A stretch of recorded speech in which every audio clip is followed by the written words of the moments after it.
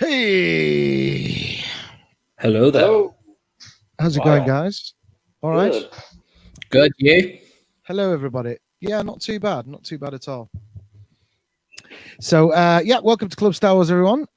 Special show tonight. We're going to be joined in a little while by Nick Maley, a.k.a. That Yoda Guy, one of the original guys to work on Yoda and other things in the original Star Wars trilogy. But first of all, just while we're waiting for Nick to prepare, I think we're going to cover a little bit of Star Wars news. There's a couple of nuggets that you've dug up there, isn't there, Matt? So Yep. let's have a go at one of those first. So, Alrighty. Here we go.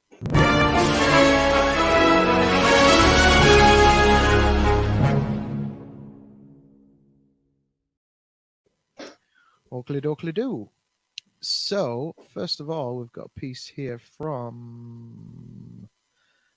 yeah, we'll do that one first. This is from techradar.com. Star Wars The Rise of Skywalker fan edit fixes one of the movie's many problems. One fan makes a tweak to the movie's final battle. I've seen this, actually. It's really good. Have you enjoyed another viewing of Star Wars The Rise of Skywalker recently? Endured. That's how this article actually starts. Oh, dear. Christ. So, And Not biased, very objective. and the answer to that is for me personally, no. I haven't. I've seen it once. yeah. Well, I went to watch it, didn't I, at home and fell asleep and kind of didn't finish it off yet. So It's the first Star Wars film that, I booked to see it 4 times, and I'd say after the 3rd time, I didn't want to see it anymore, considering I watched 7 and 8 many times in the cinema. Yeah. Just didn't work for me. I saw it twice in the cinema. I've kind of watched half of it at home so far. So anyway, they're kicking off by saying endured, so they're obviously not happy about it, Tech Radar. Well, let's just quickly finish off this news, because I know that Nick is now waiting in the green room for us. So we'll be bringing him on very, very shortly. Right, so have you enjoyed another viewing of Star Wars: The Rise of Skywalker recently? First of all, bless you, the hugely divisive film can be hard work. What with its somehow Palpatine has returned style explanation for so many confusing things that are going on. Still, whatever you think of Episode 9, we're stuck with the film that Lucasfilm gave us, just like how the 100,000 or so angry fanboys who signed a petition are stuck with The Last Jedi. I don't know the petition. But fan edits have always been part of a modern Star Wars experience, going back to the Phantom Cut edit of the prequel trilogy, and the Rise of Skywalker is no exception. In the finished film, there is a cool moment where Rey hears the voices of past Jedi as she's on the brink of death, including some fairly deep cuts from Star Wars animated series. You get the sense, though, that the moment would have had much more impact should the Jedis have physically turned up as Force ghosts, as noted by our friends at Games Radar. User John H on YouTube has edited a version of the final fight between Rey and Palpatine that features Luke Skywalker, Obi-Wan Kenobi, Anakin Skywalker, and Yoda appearing in the final sequence as Force spirits. It's impressively done. Check it out below. So I would just say go onto YouTube and check that out. We're not going to play it on the show because, as we know, we don't like to trigger copyright warnings on this show. Yeah, so have you seen this? It's kind of like, it's almost like a deep fakes thing, isn't it? But it's very well done. It's very well done. Very impressive. I got goosebumps watching it. I thought it was great. Yeah. I just thought to myself, why wasn't this the original version? It's one. It may well have been. Yeah, it may well have been. It makes so much sense. Yeah, it ties everything together, doesn't it? It makes it more emotional. It allows the original Chosen One story to coexist as well. Yeah. Because he helped bring balance back to the Force by defeating Palpatine again, but with the help of Rey and Luke and Yoda, etc. Yeah, true. I think it would have softened the blow a bit. Most definitely. Yeah, I agree with you there. Soften the blow, yeah. Well, I think we've probably said enough about that. But yeah, if you've not seen it, go and check it out. We're not really having a big discussion about sequel trilogy tonight. We're going to be talking about the original trilogy, which is something we can all be excited about and enthusiastic about. And yes, there he is. He's made an appearance already. Okay, so ladies and gentlemen, we'd like to welcome our special guest. Here we go.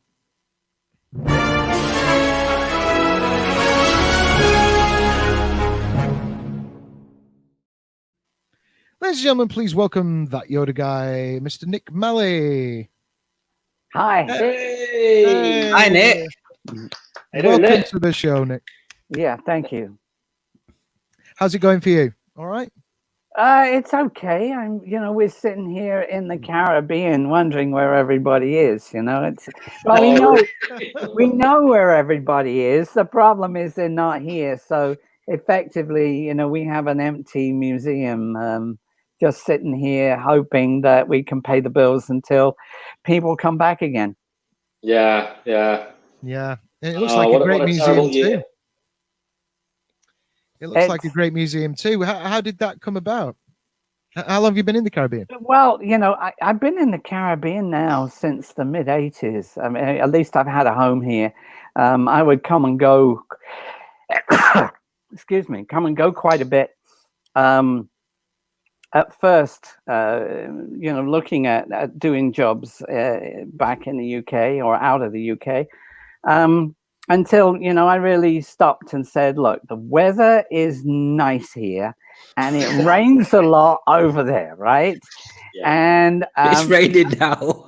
yeah, right. And you know, I've got a house over here that I'm keeping just so that I got somewhere to stay when I come here to do some work in order to keep the house. Yeah.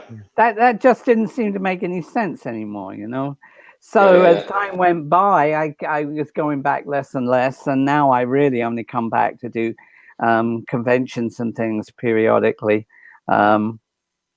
Monopoly events have invited me a few times, so that's been nice. I have to give those guys a plug up in Manchester, and they That's where I met you, actually. There you go. And you know, but being in the Caribbean, it's a long way to fly a guest as far as most you know, European conventions are concerned. So I tend to do those not so often. And actually, because of the nature of the museum, we're recommended on all the cruise ships that come in, all the major cruise ships that are not coming in right now. And so normally in high season, I don't want to go anywhere anyway, because I have 200,000 to 300,000 passengers a month getting off the ships. They don't all come here, but you know, they're in port. And so then I limit where I'm going by what we consider our off season. And usually it's easy to fly me, you know, to the East Coast of the USA. So, you know, that's a good place for me to do conventions.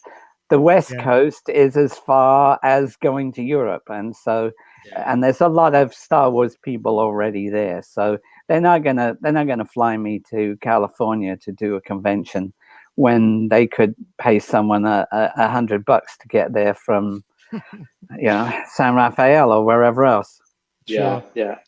So you've been there since the 80s. Did the museum come about in the 90s, or when did you? Well, no, actually, I started out, you know, I went and settled when I first established a home in the Caribbean, and I also had a home in England. You know, I was thinking of it more as a second home, and you know, I would do less jobs because I was to some extent getting burnt out. I would do less jobs, and you know, I'd spend 6 months here and 6 months there, and it would be an ideal time until I really started thinking about what it cost me to have a home in two places, etc., etc. So then I started, you know, one of the things that happened was while I was in the Caribbean, I wasn't in St. Martin at the time, I was in Antigua. I'm a creative soul. We spent a year sailing around the Caribbean. And so to try and express that, I started to paint more. Up until when I was in England, I used to do portraits, basically because I was a makeup artist. So faces was something that was very natural to me. And then I thought, well, it's kind of interesting. I've pit my wits against the ocean and sailed around storms and done all of these other things which added dimension to my life. I wonder if I can actually paint stuff that would work with that. So, you know, I'm a big believer in developing yourself continually. Rather than finding a box, sitting down in it, and then expecting to stay there for 40 years until it's time to sit in a chair and wait to die. I think life is much more interesting if you can keep on evolving. And my film career I was always evolving. So I thought, okay, well, you know, while I'm here, I'll just paint some pictures and see if I can learn a new skill. So someone said to me, these paintings are really good. The tourists would buy these, you know. And I said, oh, everybody knows you can't make a living as an artist, right? I mean, that's practically the first thing they teach you at school. You want to do art classes? No. go take metalwork and get your math better and all of those things. So anyway, they arranged for me to have an exhibition at the St. James Club, which at the time was very prestigious. I'm not sure how prestigious it is now, but Whitney Houston would have go on holiday there, and they had a lot of celebrities that were there, so they liked the idea of me being there. So I went and did the show, and then they offered me a space in the lobby for 10% of whatever I sold, which is a bit like giving someone a business saying, well, if you don't make any money, you don't have to pay anything. I mean, how could you say no to that, right? So suddenly I was an artist in the Caribbean as well as a creature effects artist in Europe. And as time went by, I discovered that it was really easy to make a living as an artist in comparison with trying to break into movies and break through that barrier of getting enough work. And so, I had more than one gallery, and then the ships found me, and then the ships, basically, they would tell people on the ships, this is an interesting issue. They would tell the people on the ships about me, and they would show this photograph of me working on the radio control version of Yoda, and that would excite all the Star Wars fans, and they would come off the ship. Only problem was they couldn't remember what my name was. And they couldn't remember what the name of the gallery was. I mean, it was called Island Arts. I mean, how complicated is that? But they couldn't remember the name of the gallery. And so they would walk up to locals and they'd say, where's that Yoda guy? Okay. Yeah. I see. So the locals didn't have a clue what they were talking about. So the guys from the ships came in and said, people can't find you, you know? And so we put on the outside of the gallery, that Yoda guy's so that the locals would know what they were talking about. And that's how come I became that Yoda guy. I was very picky to say that Yoda guy and not the Yoda guy, because of the fact that obviously Stu was the mastermind behind the building of Yoda, and there were about another 7 people that were involved in one way or another in creating Yodas. So they are really, Wendy is a Yoda guy too, and some of those others. So anyway, it's cool. Fantastic. Okay, you asked me about the museum. I decided as time went by, people kept on asking me about how they could get into movies. Really, they'd ask me how I got into movies, but they wanted to know how they could get in. And I found that I had a philosophy that is now in my book, that I really discovered just by making notes of the things that I told them after I told them. And I thought to myself, as I was getting, through my 50s, what was going to happen when I was 85? Was I going to be able to still shake everybody's hand and pass on that message of positive thinking? And I thought, well, you know what? I've got a number of things in my private collection that I could start to make a little mini museum out of. If I had a museum, then I could put myself in as a hologram.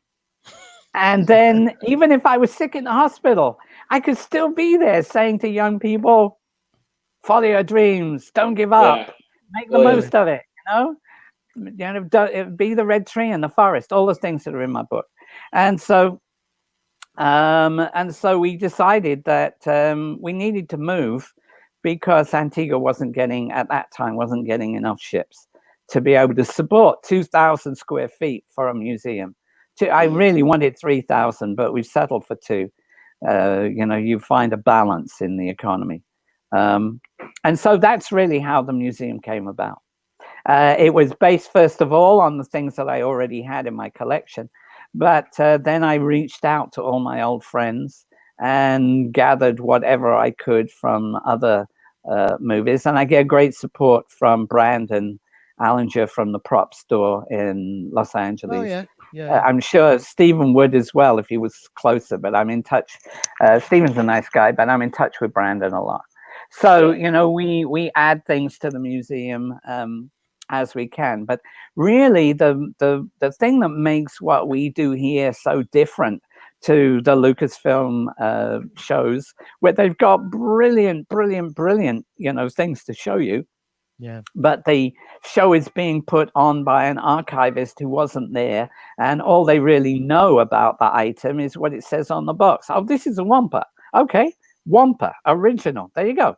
We've said it. You know. Whereas, you know, what we try to do is we try through holograms and DVDs to tell the inside stories about the things that happened in making the Wampa and why the Wampa was made this way and why, you know, why it didn't, more of a deep dive.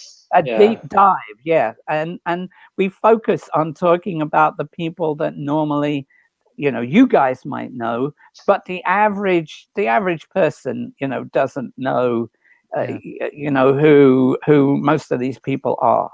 And so we try to explain that.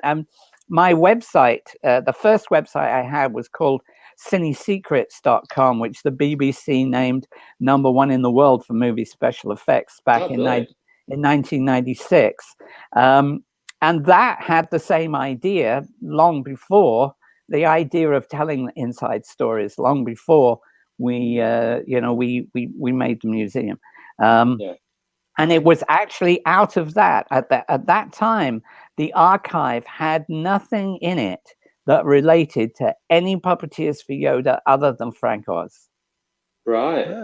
Wow. And it's only the information that came that I put out about all the other guys, and you know, it was 35 years before we found the photographs of the perspective Yoda that I designed that went on to Deep Roy. That is the walking version of Yoda. Right up until that time, people were saying to me, "Oh, I don't believe you. The archive says this." You know, I said the archive's written by journalists who came and interviewed us for half a day, right? You know, it's would have got things wrong. Well, not deliberately. They just, you know, simplification. it's Wikipedia is actually the same. We take Wikipedia as being, you know, the absolute, you know, it's now probably the most popular encyclopedia in the world, but anybody can write down something wrong in there. And basically, to try and avoid that, they say, oh, well, you know, you have to be able to support what you're saying with an article or something from a magazine or a book. Well, the people who wrote the magazines and the book didn't know as much as we do, you know. Exactly. I tried to correct something at Wikipedia about a movie that I wrote, and they wouldn't accept it because it hadn't been. I couldn't produce a magazine that showed that I was right. Anyway, please, I don't want to. That's the thing. I'm taking over the show here. No, not at all. No, it's fine. This Sorry, is your go on, Andy. episode. I was just gonna say there's this obsession with in today's climate of there being a paper trail and, you know, not taking it from the horse's mouth, so to speak. And it's like, can you back that up? It's like, well, I'm the guy. No, I'll tell you, it's absolutely true. Yeah. Even though when something else happens, you know, people come to us to verify. If someone puts a Yoda skin up for sale, you can be sure that someone writes to me to find out whether it's a bona fide Yoda skin or it isn't. And and often it either isn't or it's really very questionable, because there's Yoda skins out there that have been renovated and don't look like Yoda anymore, because they completely fallen apart before they renovated it. So, and I'm not personally sure about the value of something like that. I mean, I know that there were the original Yoda skins were in Stewart's attic when he was in his 90s, and they got sold off. At that point, they were already falling apart. And, you know, foam latex will eventually just turn into a sticky goo, right? Yeah. So, you know, where is the value of saying this was a Yoda skin? It's now a lump of goo on a plate. And- Yeah, I'll pay $4,000 for that. Give you me know? that. Yeah, right. Give me that. So it's and there is a tragedy too in the way that most people, when they do get hold of a relic, then are so proud of it that they display it in a way that is going to hasten its destruction. Yeah. In sunlight and all that kind of thing. Mm-hmm. Paddy, So there was a thing you found. Was it yesterday? Admiral Ozzel's or General Viers' little badge or something. It was going for like £2,500. At this point already, Julian Glover's having a like his own personal auction sale. And Well, his little badges in the sale. Yeah, I guess that's cool, and someone will. I mean, it's it's not finished yet. It's at $2,000 at the moment. It's that's gonna at go. the horse's. That's coming from the horse's mouth. So Yeah, at anything least that it's not noticed. anything Julian's selling, people know is 100% authentic if it's coming from if he says it is, right? Yeah, totally. So going back a tiny minute about the museum and stuff. What were some of your personal items that you had that you included first of all, and then what were some of the things that you've now got that you managed to put inside the museum? So I can see obviously there's a face hugger behind you. So there is a face hugger there, and there's a you can't see, it's kind of dark. There's a in the corner there is an alien too. But in fact, that's not a screen used xenomorph. That's one that we made with a silicon skin so I can animate it eventually. I have this sick sense of humor, so I have this idea that people will walk around the museum looking at all these static items, and then when they're about to leave, we put a motion sensor in there so that it waits until they're within 3 feet of it, and then it just turns its head a little bit and pushes the wall out. Fantastic. Just something for them to remember on the way home. On screen or not, that xenomorph is terrifying. There is an advantage to being a creature builder when you're running a museum, because you're not afraid to say, oh yeah, I've got the all the parts for the alien baby from Men in Black that threw up over Will Smith. So oh yeah, I'll take those because I can glue them back together again, and I can renovate that, and I can make that. You don't really think that much of it. Now, there's people who say to me, oh, I've got Yoda fingernails.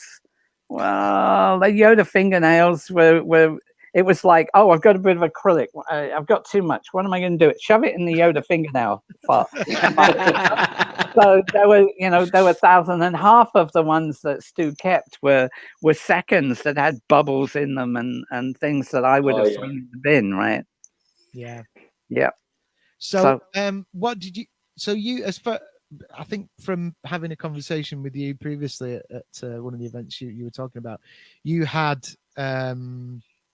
Did you have some original molds or something like that? What did you have from Yoda? Let me explain. As a creature effects guy, we weren't in the habit, certainly not in England. They did it more in the States, where in the States they had quite a few shops which were outside the studio. And so Rick Baker and the like would have like a warehouse somewhere, and they would make all this stuff, and they managed to get around the union issues, and they could employ who they wanted at whatever price they wanted in their shop, and then they would just give a price for this character or that character. In England, we really didn't do that. In England, we were freelance people, and we would go to the studio and we would set up a workshop inside the studio. And at the end of the day, you weren't going to jeopardize your job by trying to smuggle a Yoda out the front gate. It just wasn't something that you did. No. And it would have been incredibly easy to fold up a few Yoda skins, since I was the guy making all the skins on Empire Strikes Back. Just stuff it in a pocket and drive out with it. But it just wasn't the mindset in those days. There wasn't places like the prop store where you could buy or sell these things. You'd just be piling them up in a corner for the sake of piling them up in a corner. And so the things that you tend to save are the things that you can use again. So, okay, you know, I've got we've cut Sean Connery's head off in Highlander. We got a mold for that. Maybe I'll work with Sean Connery again. We'll keep the cast and we'll keep the mold. Maybe we've got to do a bunch of zombies for Life Force. We take 4 different sized heads of different people and model different pullover masks that can fit. This one will fit guys with narrow faces, and this one will fit guys with fat faces. So you hang on to the things that are going to be useful. So a lot of what we ended up with were those life casts. No one was interested in keeping those because they aren't the end product. They're part of a process where you're making prosthetics. If I'm going to make prosthetics for you, Matt, I need them to fit the exact shape of your face. It's no good me then trying to take that and stick it on Andy's face because it won't fit his face, right? So, I might be making the prosthetics. I might be making dummies. Various things. I might just be making a mask. I need the shape of the actor's face on the inside of the mask so it fits him perfectly. So we ended up with a lot of stuff that was like that. And when I started sailing around the Caribbean and then decided to sell off the house, I got rid of a lot of that stuff because I wasn't thinking about a museum. Some of the stuff that I had in the latter part were things that came from some of the movies where I was head of department. I worked for London Cannon Films, and at the end, we built some stuff there that was absolutely groundbreaking, completely cutting edge. What kind of stuff did you build? Well, that was we had a transformation sequence that had 4 robotic animatronic figures in that were transforming in front of camera in real time.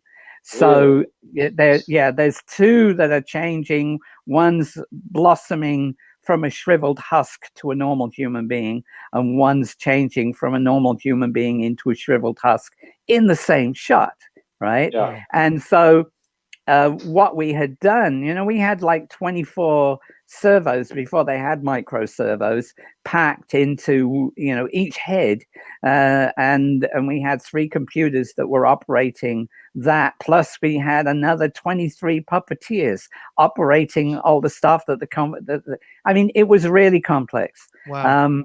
And people, I put that sequence up on YouTube if anyone wants to go look for it, and it got 3.5 million hits. So is that in Life Force? Is it? It's Life Force, yeah.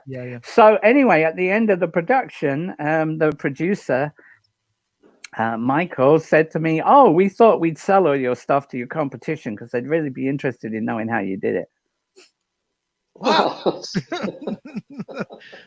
Which basically was forcing me to buy it from them, Right. Whereas in the States, once someone had made something, they filmed it and they took it back again. I mean, they couldn't necessarily sell it to somebody, but and it was there if the company needed it. But they managed to keep control, a much better control over their stuff. So that stuff is in the museum. And I managed to hang on to that. When we turned over a museum, I claimed back what I could, and then reached out to people who were my people who were 16-year-old trainees when they came and joined me, who then went on to to do cutting edge movies and be inducted into the Academy of Motion Picture Arts as a judge for the Oscars, etc. Wow. People who are really doing great work and great movies that I have a personal relationship with. And fantastic. And so I managed to get some stuff from some of those movies too. So we have a few things from Alien, and we have stuff from quite a lot from Men in Black.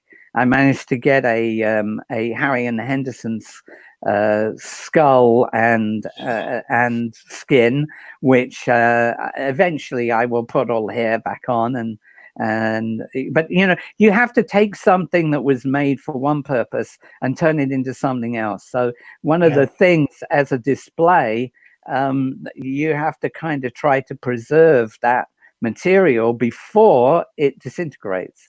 So you know, I treat it in a way that means it couldn't be used as a skin anymore, but it will last longer as a museum display.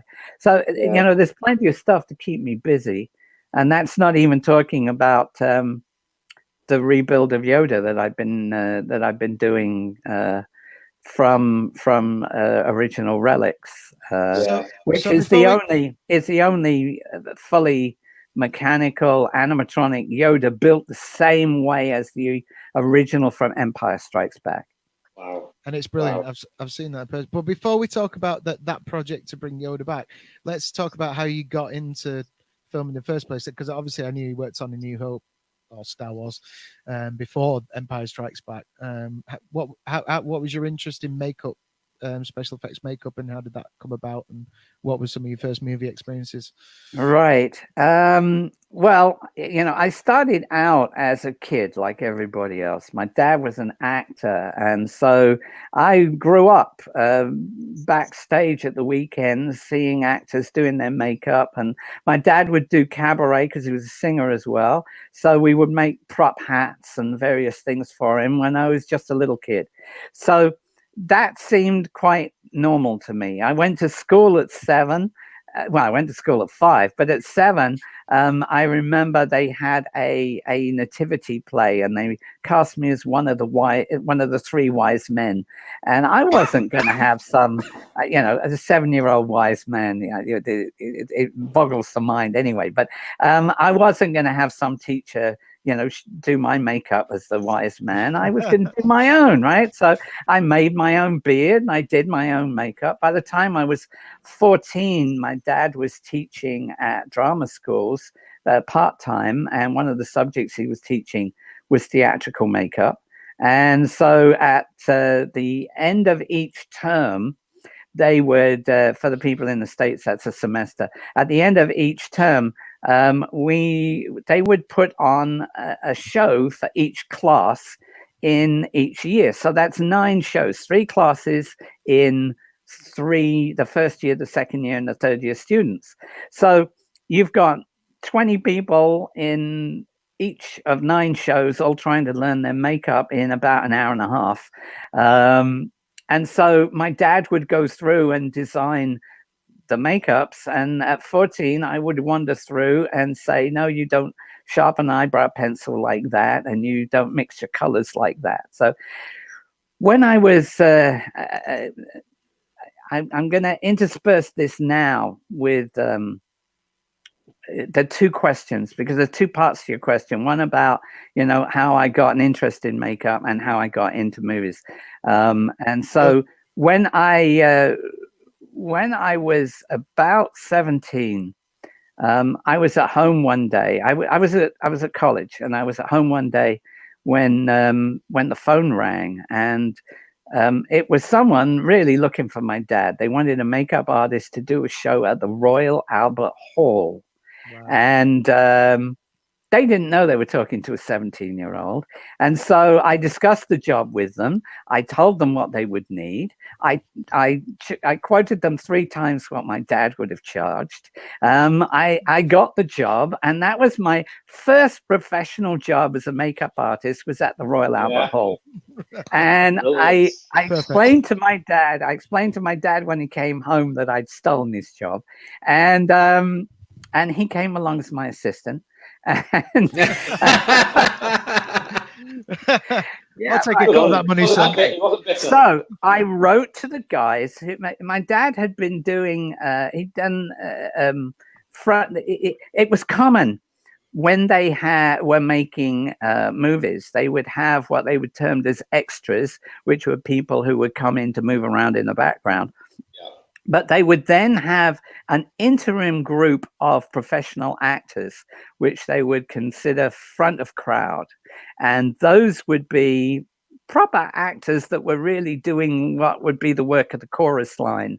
They would be able to dance, they'd be able to do whatever it was, because they were experienced performers rather than people that, you know, just showed up and walked around. And my dad did 16 weeks on the movie Oliver, as playing multiple parts in that front of crowd group. So he became aware of the people that were doing makeup for movies. And so I wrote to them and I said, I'm 17 years old and I've just done my own professional job at the Royal Albert Hall. I must be a whiz kid. You should give me a union ticket so I can make movies. Brilliant. I waited a few weeks, but I didn't get an answer. So anyway, a bit of time went by and my dad got sick. And I took over all his classes. I left college and took over all his classes temporarily to make sure that the work was still there for him when he ultimately got better again. And so I was 18 and a half, coming on 19, teaching at 6 drama schools, including Middlesex University.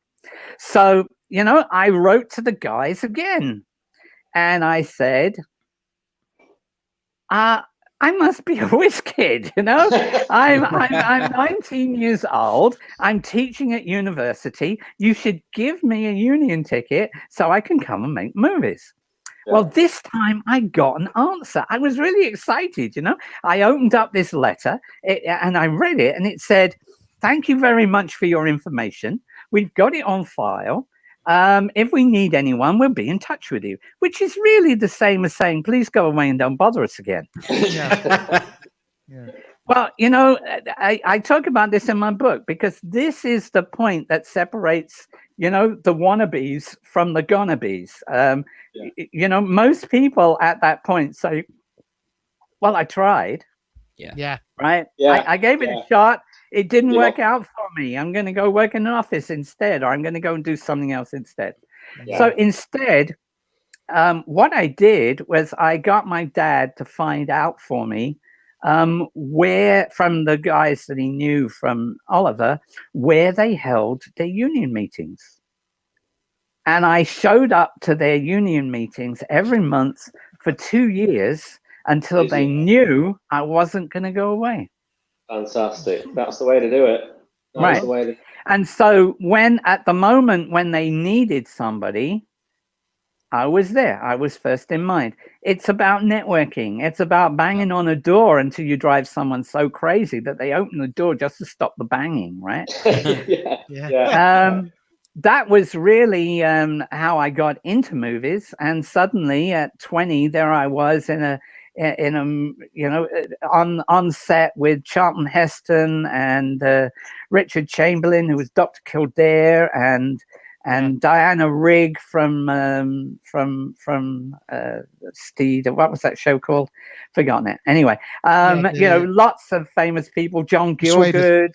Everybody was in that movie, and so you know, I was rubbing shoulders with these people. It was exciting. Of course, I was the new guy.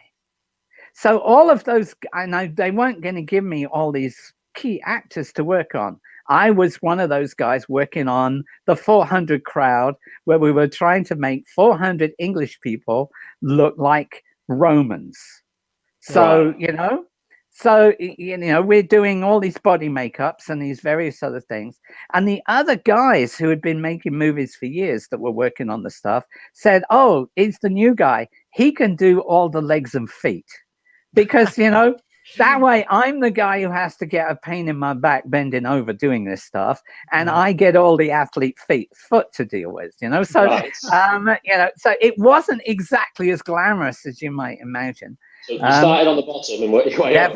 Definitely started, you know, at the bottom. And so, but the thing was that job was over in 4 weeks.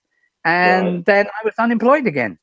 Yeah. And then there was a dip in the film industry, so they weren't making movies, and they didn't need me anymore. When they were going to employ someone, they employed their old friends before they employed the new guy. So it was that, that was the second hurdle. It had taken me from being 13, having failed the 11 plus, being told I was going to work in a factory and should give up all these fancy ideas. It had taken me 7 years to get into the business. Yeah. But then it was really another 7 years before we got to make Star Wars, and that was a new hurdle that changed. So that was 1969 when I started making movies. And it's extraordinary to think that was like 52 years ago. Mind-boggling, really. But anyway, so my next stage was to target the people who were working all the time, and to basically stalk them like I'd stalk the people at their union meetings, to find out where they were working, and go in with my union ticket, and as though I was working for that day, and then go hide out and sit in the canteen for lunch to be able to go over to a table where one of these guys might be sitting, so that they knew who I was. I would go to union meetings and just look for an opportunity to stand up and say anything, because at a union meeting, when you stood up, they called your name out. And so everybody at the meeting would know who I was because they called my name out. So, networking, pushing the envelope, making it happen. If you're not the guy whose dad, is head of the studio, it's not going to be easy to get in and to make it happen. And you have to network everywhere you can to make it happen. But as I say in my book, the people who fail are the ones who give up. So I targeted Stu Freeborn, who had built the apes for 2001: A Space Odyssey. He'd done all the prosthetic makeups in Dr. Strangelove. He'd been known to do character prosthetics since the 30s. 1938, he did Alec Guinness as Fagin in Oliver Twist. Wow. And so he was the guy if you're gonna want to do that kind of work. So there were some other people there too, and I did also did everything I could to make sure that they knew who I was as well. But I was happy that in 1971, after 2 years of harassing him, Stu gave me 2 days' work on a movie about Winston Churchill when he was young, and basically they wanted me to do crowd again for the Houses of Commons in, I think it was something like. Would have been the 1880s, something like that, when Winston's father was a member of Parliament. And so I guess it was the House of Lords. It wouldn't have been the House of Commons, House of Lords. And so one of the things that, while I had been trying to get work, I could have sat and watched the TV and waited for the phone to ring. But I've always been a believer that you need to keep on adding tools to this toolbox. And so, when I was on a movie and I saw someone doing something, I didn't know how to do it, I would acquire I'd spend the money I earned on acquiring stuff that I could then practice with at home to make sure that the next time I was out there, I could say, oh yeah, I can do that, make me more employable. And one of the things I had done was beard work. And of course, the House of Lords in 1880s, everybody had these long beards. And so we were there to, put these beards on 200 people. And once again, once they were done, everyone would say, oh, they're in the background. No one can really see them. But I would I'm easily bored. So I would pull out the people whose makeup I had done that were sitting around waiting to be in shot. And I would embellish their makeup. and I would do, you know, a bit more and a bit more, and try to turn them into characters. Because having come from theatrical makeup, you're trying to project a character 300 feet. And Yeah. so character was what I really knew. And character wasn't really what most people were doing in movies. In movies, if you, you know, if you want someone who looks miserable, you hire a miserable actor.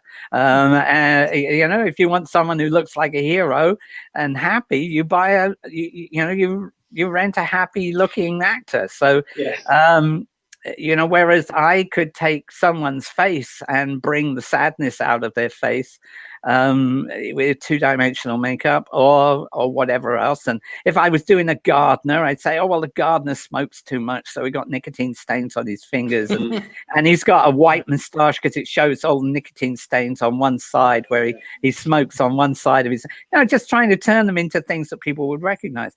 So within the 2 days, all of my characters ended up just behind the main actors because they look more interesting than everybody else. And I guess Stu took note of that because he kept me on the movie, not for 2 days, but for 16 weeks. And we went to Morocco and filmed with the Moroccan army, turning them into whirling dervishes and the English 112th Lancers, and doing cavalry charges and various other things. And that meant that, you know, Stu knew who I was, but he was using me as a straight makeup artist. And so my next hurdle was to persuade him that I was capable of doing more than that. And I had been befriended by his son, Graham, who was a wonderful guy, who was an unsung hero of the classic Star Wars trilogy that nobody talks about, who sculpted at least 40% of all the characters in the Mos Eisley Cantina, and was the chief makeup artist on Empire Strikes Back and on Return of the Jedi. Very underrated guy, and he and I became friends during those 16 weeks.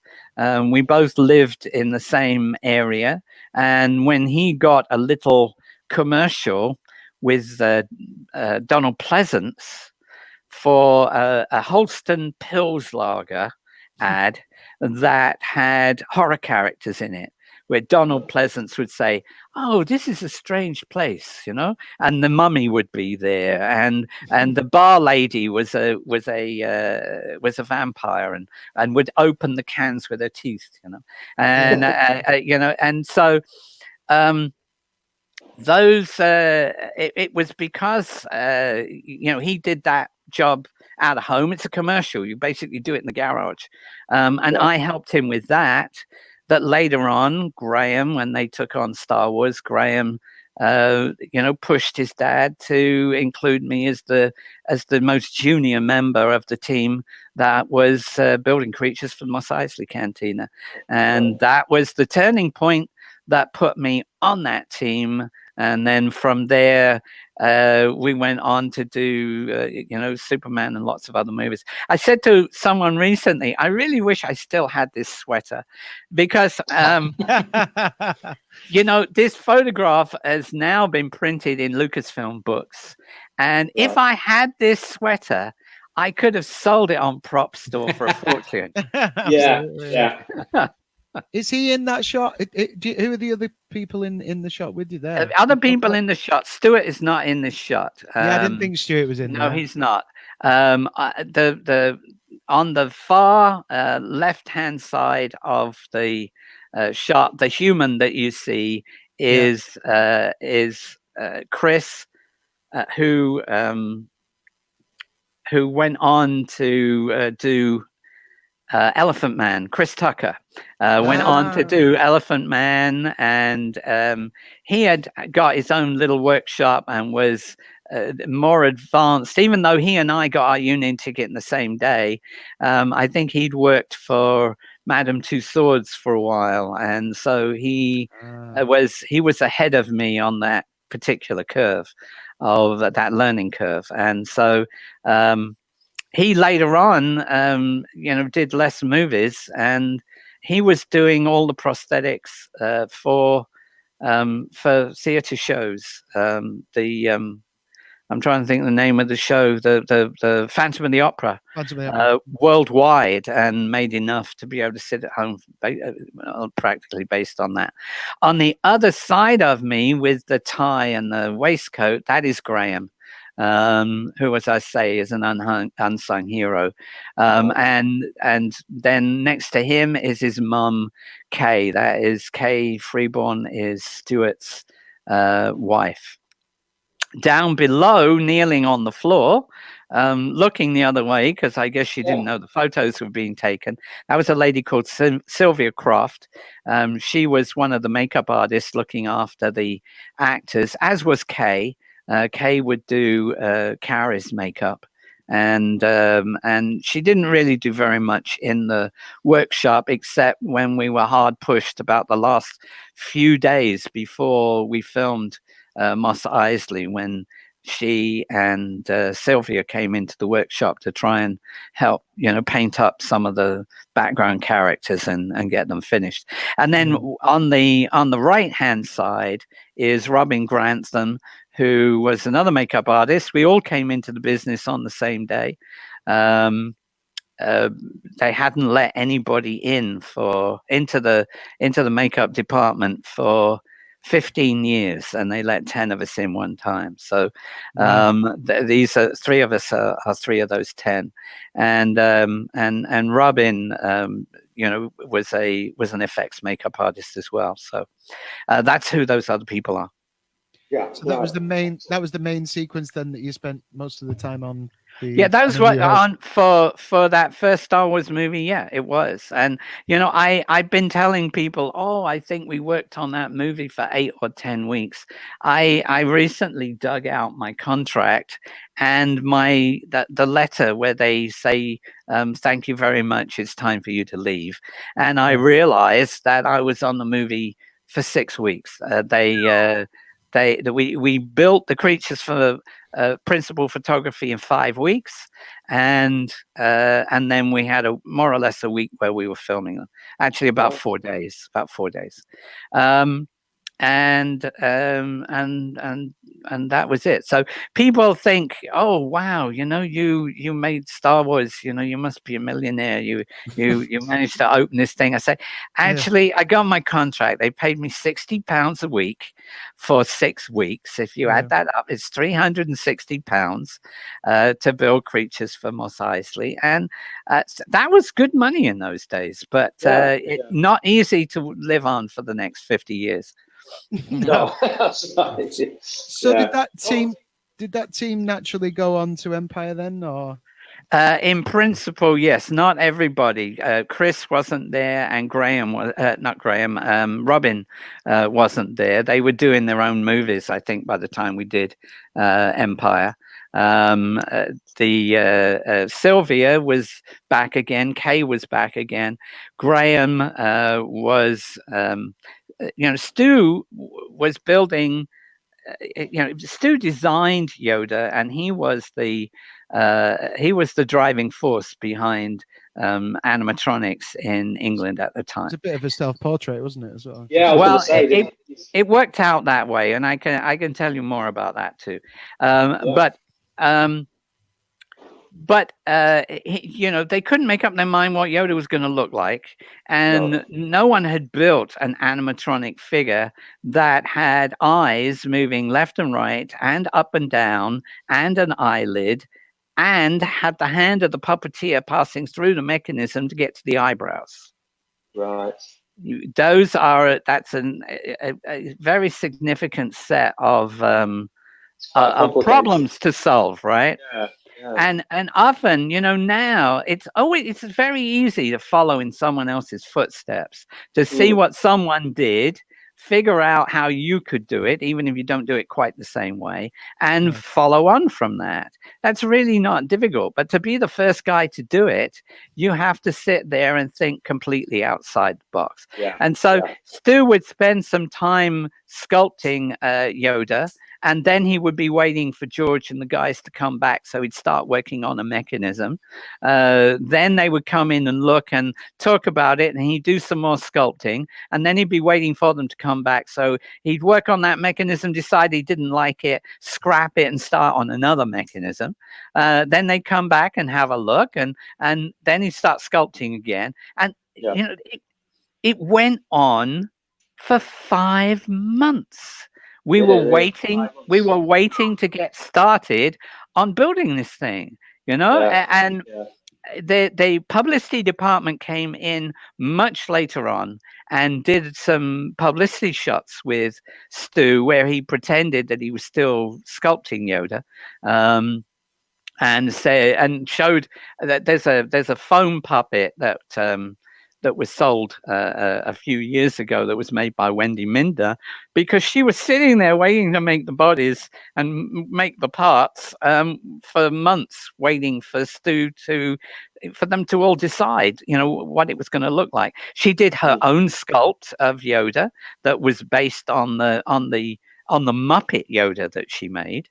And Stu shows the Muppet Yoda and says, well, this is the puppet. Now we've got to make the real one. But actually, in the background of that same video, if you look really carefully, you'll see shelves behind him. And on the shelf is a polyurethane skull. And that skull is Yoda's skull.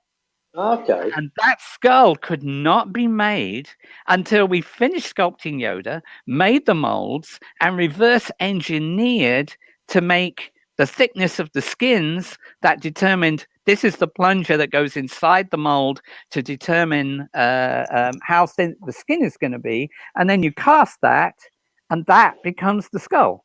Right. So, you know, that was a complete fallacy that was produced for the publicity department, but became part of the archive that everybody then said, "Oh, Yoda was sculpted in 2 weeks." Well, the Yoda you know was sculpted in 2 weeks. The last 2 weeks of those 5 months, when in desperation they were saying, we've got to mold this, we've got to do it. And Stu had on the wall, he had he'd been looking for one of the things that was holding things up was whether they could make this character be humorous, whether they could make him lovable, whether they could make him look wise. So Stu had pictures of Gandhi, who was recognized as a wise and peaceful person. And he had photographs of Albert Einstein. And there was this big poster of Albert Einstein on the wall. Yeah. And so the thing that changed was when he looked at the sculpt that Wendy had done, which people liked, but Stu didn't want to. He wasn't going to want to sculpt for 4 months and then use someone else's sculpt. You know, he incorporated elements from Wendy's. He added the smiling eyes, the white hair of Albert Einstein, and then later on extended the lip. After we'd molded everything, he decided to extend the lip because Albert Einstein's upper lip looks very long because he's got this moustache that completely, you know, covers his mouth. Yeah. And so there was a lip extension. So all of that came from Albert Einstein, and the domed head and the pointy ears came from the last drawings that Joe Johnston did. And then he looked in the mirror and did the lumps and bumps from his own jawline to, in the neck to finish off the piece. And ultimately, when it was finished, it looked so much like him that none of us could understand why we hadn't just painted him green and stuck the ears on. Yeah. Brilliant. Excellent. Is that the mold that Frank Oz broke?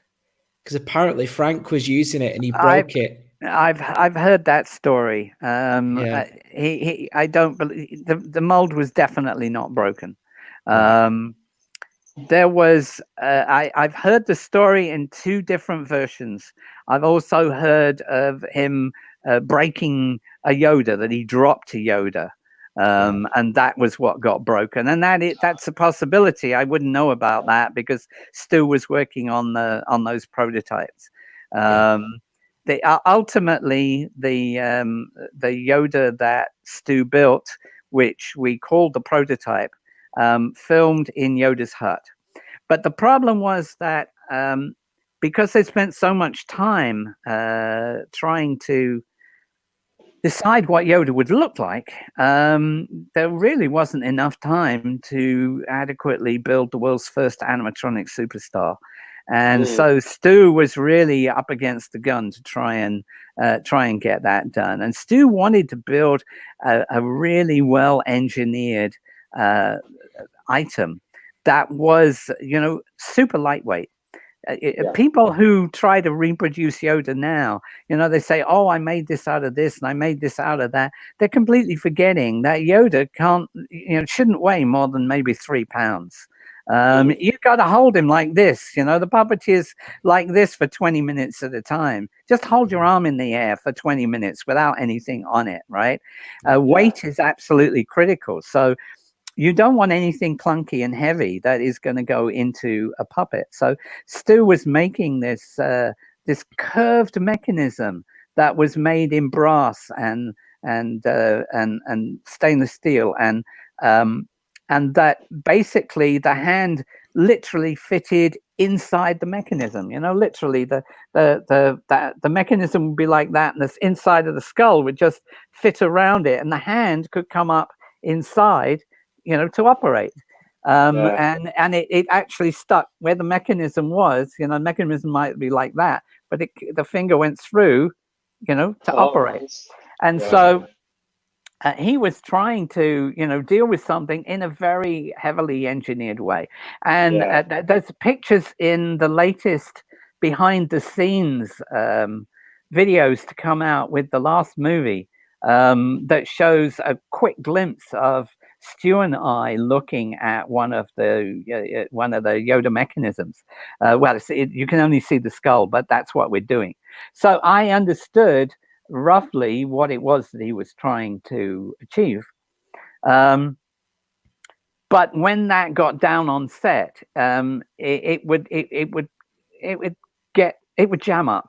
And there's another video of Mark talking about how Yoda would go cross-eyed or strange things would happen, and he had to try and keep a straight face while it was happening because they needed every little piece of film. And then that Yoda would be taken off to be fixed. Well, I was told they were losing 70,000 a day on people standing around waiting for Yoda to come back on the set. Really? And so because Graham had gone down onto the set to look after the actors, Stu was in his little room working on the prototype. They came to me as the guy who was the most experienced left in the workshop, even though I wasn't called the workshop supervisor officially. That's effectively what I was doing. And said, "Can you build us a backup? Just put something together so we can shoot on the back of the head. Maybe with a little ear movement, something that will give him a little bit of life, so that we can still keep turning over when the puppet has to go off to get fixed, right?"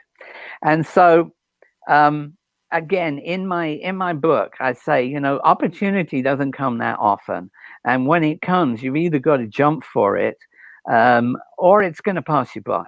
And that is a critical thing. Think of yourself like your life is you standing on a jetty out on a lake, and opportunities are sailboats that are passing by, and those sailboats, they just keep moving. They got no brakes. They're not taking notice of you. They're not coming to dock on your dock. You're not so important they're going to dock there. And as they come by, there is an optimum moment where you either leap for that boat and take the chance of falling in the water, or where you say, "I can't do it. I've got to play safe. I'll stay on the dock," and spend the rest of your life wondering where those boats might have taken you. Yeah. Oh, right. So I've always been something of a gambler who stuck my neck out and took the leap. I fell in the water a few times, but you know, I made the leap more times than not. And I said, yeah, okay, give me 3 days. I knew that 3 days wouldn't seem like a long time to them, but actually I could have just taken spare parts out of the workshop and put together a non-mechanical Yoda with a little bit of waggly, very simple waggly ear movement. You know, when people are doing ear movement these days, they tend to, you know, they'll put a wire in Yoda's ear and they'll go, oh, look, I've got ear movement, right? You know, that wasn't how Yoda's ears were. Yoda's ears, you know, they went in, they went out, they went up, they went down. They were very, very expressive. And I'd seen how Wendy had done those ears on the prototype. And so I wanted to make something that was going to do everything. But at the same time, I knew I didn't have time to build a mechanism like Stu was building. And I also knew that I needed to simplify it because I didn't have, you know, I just needed to do something much simpler. So rather than making a mechanism that could be taken out of the skull and played with and then put back in and screwed into place, I literally ran cables up into the skull and effectively, using acrylic, welded them into place, welded them permanently into the skull, because I could do that in you know, a couple of hours, and then made a simplified version of the eye mechanism that was partly based on something that Stuart abandoned. And in the 3 days, we put together the puppet that you see in 80% of Empire Strikes Back. Yeah. So we worked 60 hours in those 3 days. Didn't go home. Slept on the floor under the bench. I had one of the trainees who worked with me to help me do that, and would solder bits of mechanism together while I was sleeping on the floor. And we'd do like 2-hour sleeping shifts, like if you're sailing a boat through the night, you know, you sleep for 2 hours and then do a 2-hour shift and then sleep for 2 hours. And we got it finished literally an hour and a half before the 3 days were up. And we sat there and looked at it for 40 minutes before we had the courage to actually operate it and see if it still worked. Yeah. Because a mechanism that works on the bench doesn't necessarily work when you start gluing foam latex skins and other things to it. Yeah. And fortunately, it did work, and we took it down, and I gave it to Wendy, and they went on to film. The way you tell the difference between the two Yodas is actually very easy. If you're, you know, now people are stopping and looking frame by frame at these movies, whereas at the time when we did it, you know, the VHS wasn't even good enough quality for you, you know, to really do that. Okay. The Yoda in Yoda's hut has rather sleepy eyes. Sometimes those eyes are crossed, slightly crossed, and he has big, ugly bottom teeth. Yeah. That's the prototype. Right. Okay. The Yoda that is in the forest doesn't have the ugly teeth. He doesn't have the sleepy eyes, and he isn't cross-eyed. That's the backup. That's the backup that I built. And there's a few shots that they did in the forest with the prototype. So, and you know, you can really analyze which is in which shot, you know, based on that. But Dave Barkley, who was one of our trainees that at 18, through a stroke of luck, got to operate Yoda's eyes. He tells me that, I mean, he says that the backup was used for 90% of the movie, and the producer Robert Watts says that what I did, you know, fixed the problem. But Stu wasn't happy with me. I think he felt that I'd stolen a bit of his thunder. So yeah. But anyway, it was a turning point for me, and it led very quickly on to me doing, you know, being head of department, doing my own movies. Excellent stuff. So, I mean, the Yoda's reappeared in the new movies now. The Last Yes. Jedi. Yeah. What model was that? Was that an original or No. Okay.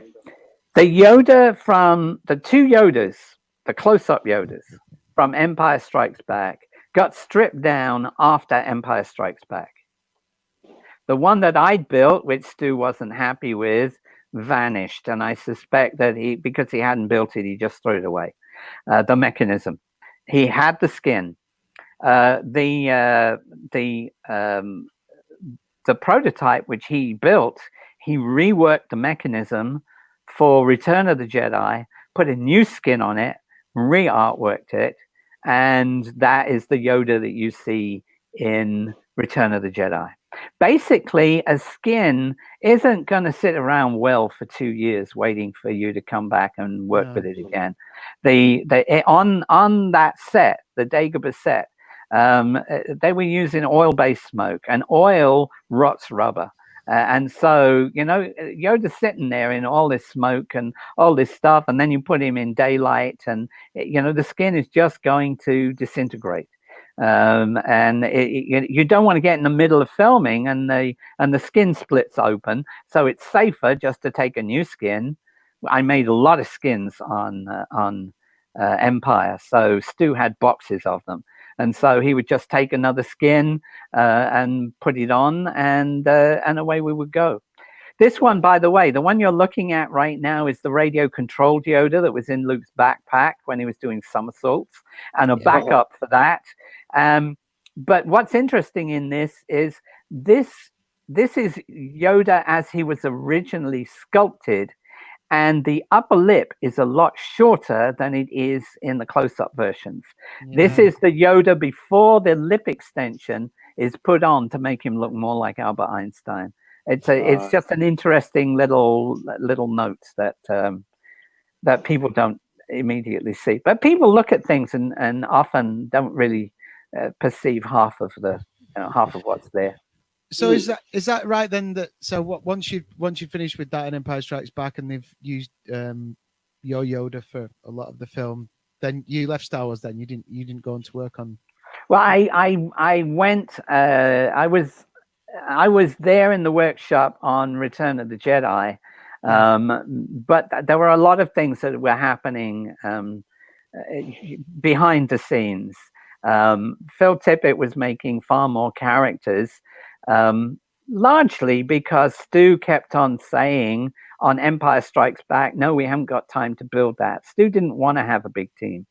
He didn't want to train a lot of people that were going to be his competitors in another few years. So he liked to have, basically a small team. But that meant that when they needed something and we didn't have time to build it, he'd say, no, I can't do it.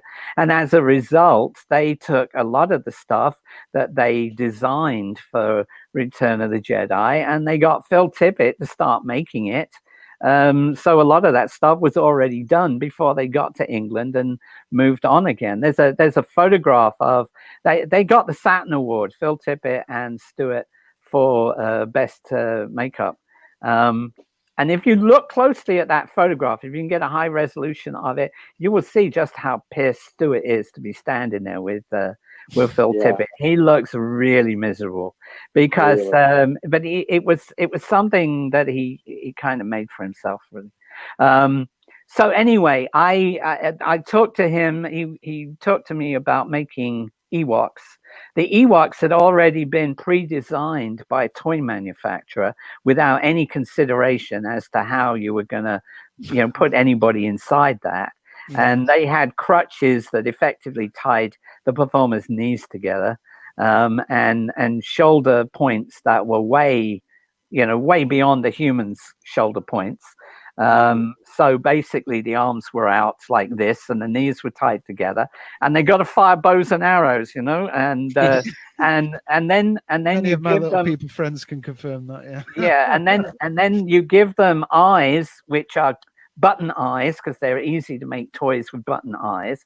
Well, button eyes mean that you've got these little round holes in an Ewok, right? So the guy inside is trying to look through these little holes while he's running through a forest, right? He can't even see his feet, right? So the last thing I wanted to do was make something that had been designed by a toy manufacturer, and I think partly Stu was trying to let me know that I was not one of his favorite people anymore, and so I got asked to do a couple of other jobs, and I went on to do The Hunchback of Notre Dame with Anthony Hopkins that I was nominated for an Emmy for, and that catapulted me into Kroll and other things instead. So ultimately, it was all for the best. Yeah, great film. Yeah. What do you think of the new Yoda in the latest movie? Well, the Last Jedi, in the new sequel trilogy. Right. Yeah, you're trying to put me on the spot here, aren't you? Right. Here's the issue. Here's the issue, right? Yeah. It is much harder to build something that already exists, that you have to try and make look, than it is to build it in the first place. Yeah. When you build it the first time, nobody's ever seen it before. No one's seen it before. If you decide that it'd be better if the nose was bigger, you just make the nose bigger, right? You've got to match the way it was before. And not only that, you've got to match the way it moves before. Well, you might have the mold and you might not. There were lots of molds that Yoda was remolded at ILM in the model department. So the molds that they got could have been 3 or 4 generations. I know what the original molds look like because I made them with Stu. I poured those molds, and I was the guy who was filling the molds. They were really heavy, and so I know what was the original mold and what would be a copy that someone made later on down the line, because they wanted to have Yodas that they said were original Yodas that came out of duplicate molds for all these shows that they were putting on in different places. So first and foremost, we don't actually know that they had the original mold. Second thing is, there were no photographs of the inside of Yoda, and the way that the puppeteer fits the inside of the puppet is as important to the shape of Yoda as the outside.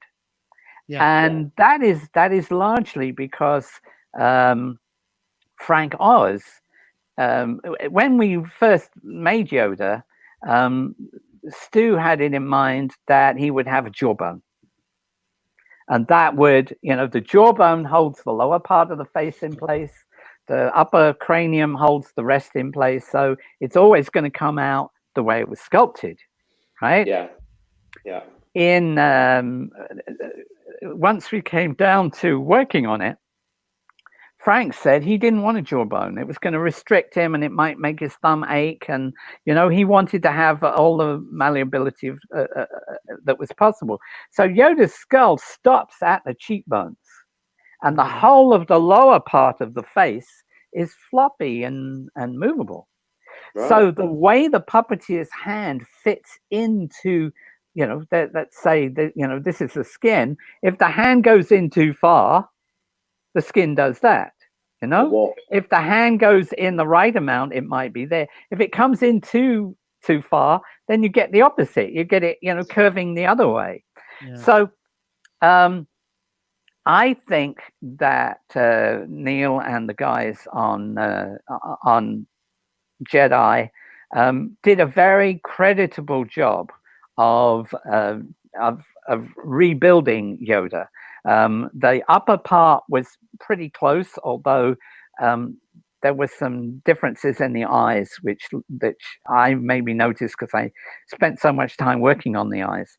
That might have been something to do with the mechanism inside, because the foam skin's floppy. You can bend it anyway to to make it fit. And the lower part of the face pulled the mouth in that made him look like he'd lost all his teeth. And so the fitting of Frank's hand into the puppet clearly wasn't the same as it was in the original, because there was nobody on Neil's team who had been involved in making the original. And so Strange how they don't consult original people on those things. I don't know. well, I don't know. You know, Neil's the guy. He's the head of department. He probably doesn't want someone like me coming in that he might see as a previous generation old fart guy who's going to come in and tell him how he should be doing things. He's, you know, I can understand that. When I was making Life Force, I was doing stuff on the movies that people hadn't done before.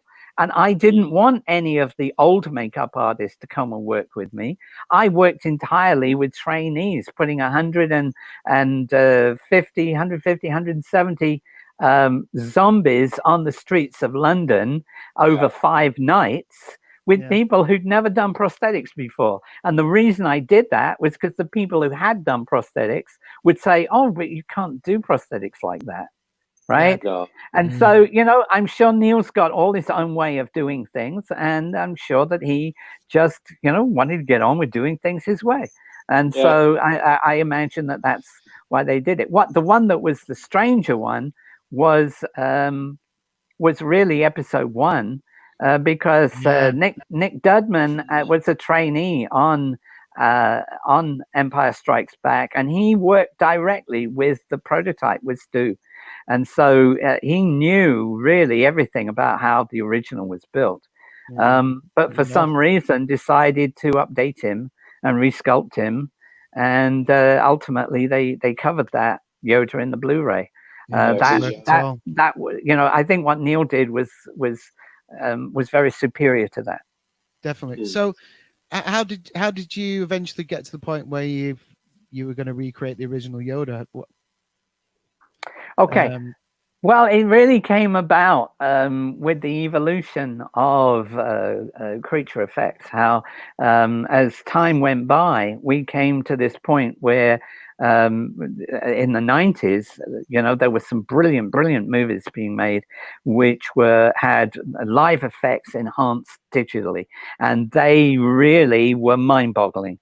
And then people said, oh, well, yeah, we don't really need these physical effects. We can just do it all digitally. And we went into a period in the early 2000s where, you know, we had a lot of cartoons flying around as, you know, as creature effects.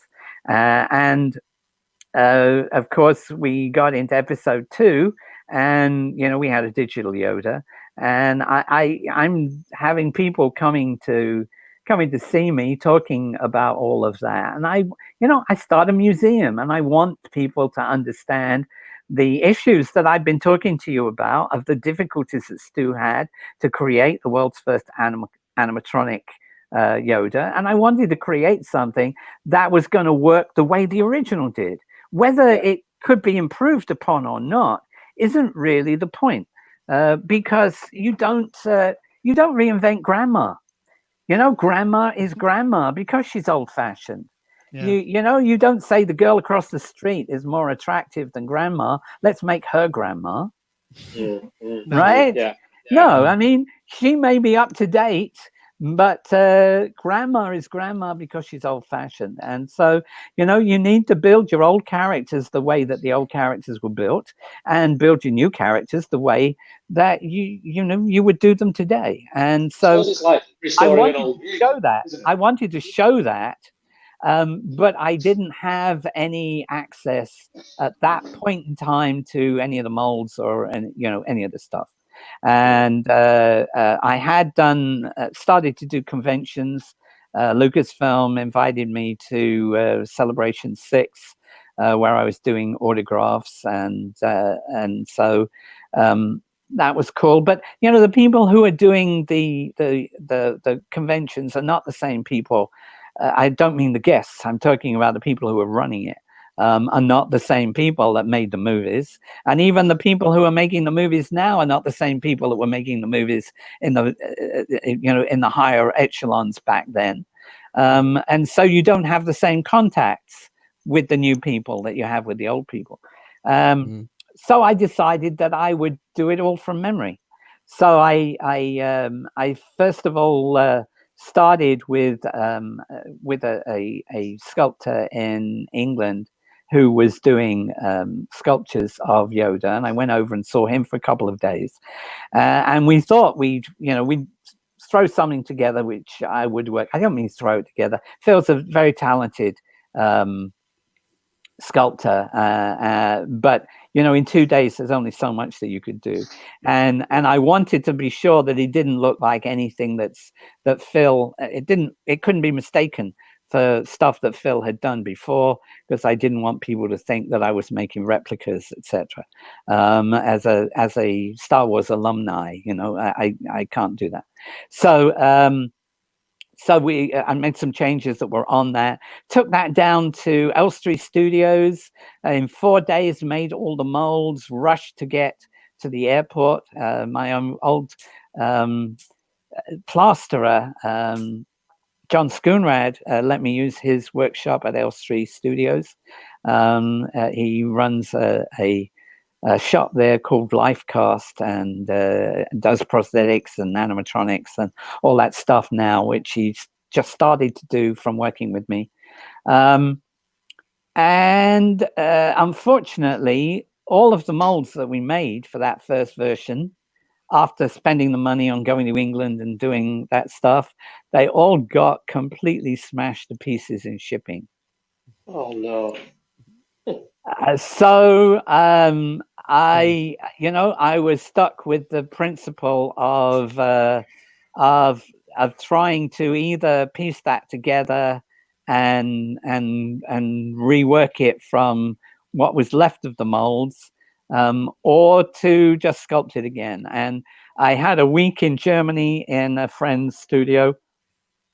My friend Jörg Stegmüller is a sculptor in Stuttgart, and he's got a fabulous workshop there. So I took over a corner of that and sculpted that, and we made the molds together there. And that was what I call my version 1, and that was the one that I took to Manchester, which you saw.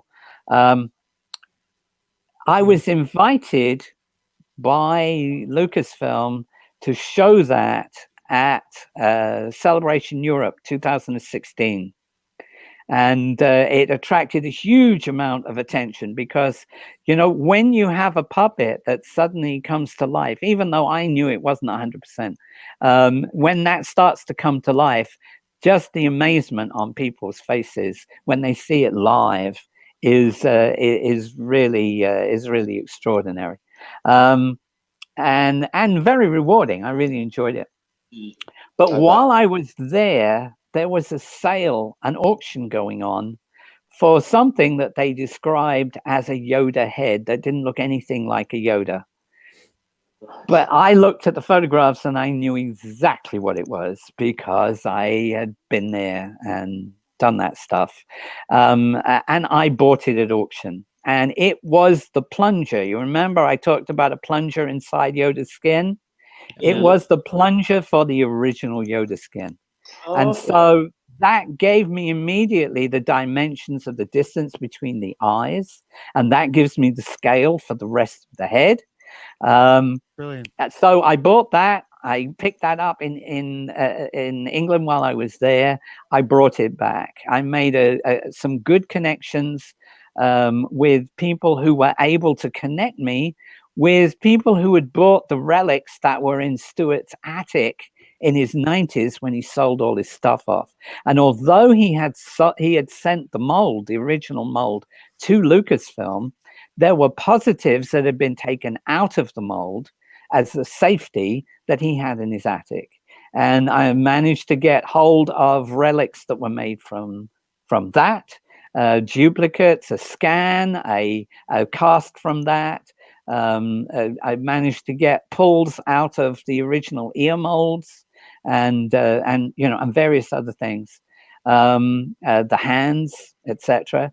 So how could I not build him again, right? Only this time know that I was making him as an archival relic, not interpreting him as a sculptor, not trying to sculpt him to make him something that was intrinsically Nick Maley, but to try and reproduce that great physiognomy that Stu Freeborn created. And that is the Yoda that I put together for the last show that I did in Tulsa, Oklahoma. And I'm now working on a second one to put into the museum, which hopefully people will get to come and see if anybody ever comes back to the Caribbean. They will eventually, sure. Yeah, we're going to make a date for that. Okay. We'll all come over and see him. I've met the previous version, so it'd be nice to meet the latest. That sounds amazing. Do you think he'll ever appear in a series or a movie? My Yoda? puppet? Well, Yeah. he would work. He's capable of it. But I'm not sure that anyone's necessarily going to ask me to do it. And obviously, I couldn't do it for anything that was a for-profit exercise because of Lucasfilm's copyright. As a museum item, that's okay. As an item that people see at a convention, that's okay. As an item that I take to kids' hospitals and other things to uplift and inspire youngsters, that's okay. But if there's any question that people are gonna start making money out of something that's a Lucasfilm copyright, we got to sit on that because that was just going to create a lot of problems. But if Lucasfilm themselves wanted to If use Lucasfilm asked me to use it, I would certainly say yes. Although I have to tell you, because of what I said to you about the way that the fitting of the puppeteer's hand changes the shape of the sculpt. The puppet really has to be refitted to whoever's going to operate it. And my hands are small. Frank's hands at least an inch longer than mine, and so I would have to I would take all the parts and put together another one that's built specifically. I might use the mechanical skull, but I would change the way the hand fits into it to allow the puppeteer's hand to fit perfectly behind the shape that the skin. So there's no distortion. Yes. Even now, I know that my fingers being different lengths to Frank's, and me not being able to necessarily manipulate my hand in quite the same way that Frank did, because Frank obviously had years and years and years of experience. The expressions I pull out with my hand are a little bit different to they've got the essence there of Yoda, but they're never, unless it's Frank doing it, there's never going to be exactly the same. Frank is the heart of Yoda. And his assistant puppeteers are his arms and legs and all those other things. But he's capable of doing it, certainly. Cool. Well, you had a question, Andy, didn't you? Yeah, Nick, in film, from the production process all the way to when it's released, there's so many. Especially now, there's so many conversions involved and digital color grading and things like that. Has there ever been a situation where you've seen the finished product on film and thought, that's not how I quite painted it, or they've changed the color grading so much that maybe thought it's enhanced it or it's de-enhanced in a way? Not exactly. I mean, what's on the film is what's on the film. We might make a puppet, but really, everything, the puppet included, is all about making that piece of film. Mm-hmm. It's the movie that is the product, not the puppet, right? Yeah. And so I'm just trying to enhance something that we built to be believable in someone else's imagination, the imagination of the director, who is the person deciding, how that film is going to be.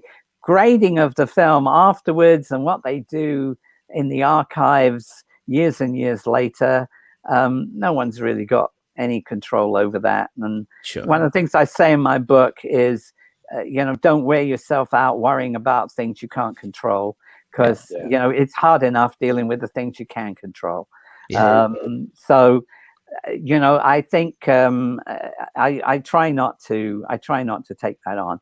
The lighting of something and the filming of something is really what makes it believable or not. A lighting cameraman, if he doesn't like you, he can light anything you make and make it look really crappy if he really wants to. You want to make something look really bad, floodlight it, right? Make it flat and boring, and it looks like a lump of rubber. It's really bad. You need to. Yoda was always lit from behind. He was actually lit from above, because they had all these arc lamps that filled the ceiling of the sound stage, and they put diffusers over them, so it was like daylight. They effectively created daylight from all of those, but then they put key lights on the back of the head, so that when they exposed him, his face was always partly in shadow. And so you didn't get to really look at it and go, oh, that's a lump of rubber. Right? So Peter Sue did a great job of lighting that and making it believable. And the same thing's true in all the other movies that I made. I had a few cinematographers that got pissed with me, trying to tell them they felt I was being they felt I was subordinate, I guess, and trying to tell them how they should film things. Eventually you'd have to let them make their own mistake, or try to give them a pointer. One of the things that's really important is, and people don't really count on, there are about 5 camera stops that in an exposure that you can get away with when you're filming something. So if you're a stop overexposed or a stop underexposed, you're still in there. You can still grade it one way or another and make it work. With foam latex, those top stop and the bottom stop, really all the color comes out of the piece and it looks like a gray lump of putty or something, right? So you've got to be really precise in those 3 middle stops to for the superficial color that you laid on the surface of it to really resound right. If you overexpose it, it looks like paint. I mean, that's all there is to it. And if you underexpose it, it looks gray and nasty. And so you have no control over that. Unless you're shooting it yourself, which is what I came down to on Life Force. I directed the animatronics unit for the sequences in that. Largely because the beast that I built in Krull did a hell of a lot of things that you never got to see, because the gentleman who was filming it felt that you'd never believe a man in a suit. So he kept put a sheet of glass in front of the camera and smeared it with Vaseline so that you couldn't quite see the detail, which we'd spent a lot of time trying to make so that it would be mind-boggling. But that persuaded me that when I got the chance, I should film my own stuff. Yeah. I suppose it's all a collaborative compromise in the end, in certain ways, Phil. But, that's exactly right. A movie is the collaboration of a lot of different people that ultimately doesn't satisfy any of them. but the producer knows he could have made a much better movie if he hadn't had to deal with that crazy director. The director knows that he could have got a much better movie if that head of department had just listened to him more. The head of department knows that if that director hadn't insisted on doing a lot of stuff that wasn't practical, he could have made something that was much better. I mean, that's just the nature of making movies, right? That's the nature of the beast. Yes. Ultimately, no one is satisfied, but the audience, because the audience Yeah. doesn't know what was in your mind, and your mind, and your mind, and my mind, Yeah. right? Exactly. I think that's the perfect place to end it there, Nick. There you go. Absolutely perfect. So, on behalf of moviegoers and Club Stars, I'd like to thank you for your contribution to Yoda. Well, thank Yes, you. thank I you very appreciate much. that. Thank you, Nick. And thanks very much for coming on Club Star And Wars. by the way, let me give a little plug here. One of Please my do. old websites, which is a bit outdated, it's probably not adaptive, so it's better looked at on a computer, is called thoseyodaguys.com. And it talks about everybody that was involved in one way or another in creating the original Yoda. Of course, Stuart, but also Wendy Midner, the guys that were doing the radio control work, Deep Roy, the trainee that worked with me, the trainee David, who sculpted Yoda's lip extension and operated him, and the puppeteers. The information is all there on that website. Right. Brilliant. And its website's called what again? Those Yoda Guys. Those Yoda Guys. Nice. Right. Yeah. Brilliant. Yeah. That's that. And you know, anybody that wants to follow me, they just go to that Yoda Guy. Go to Yoda Guy Movie Exhibit on Facebook. Okay. Yoda Guy Movie Exhibit is where, you know, I post a lot of stuff, and we're going to be having a sale coming up on Friday of some original relics from the classic trilogy. These are all production use documents, the actual scripts that the movies were made from, that come to me directly from the production team.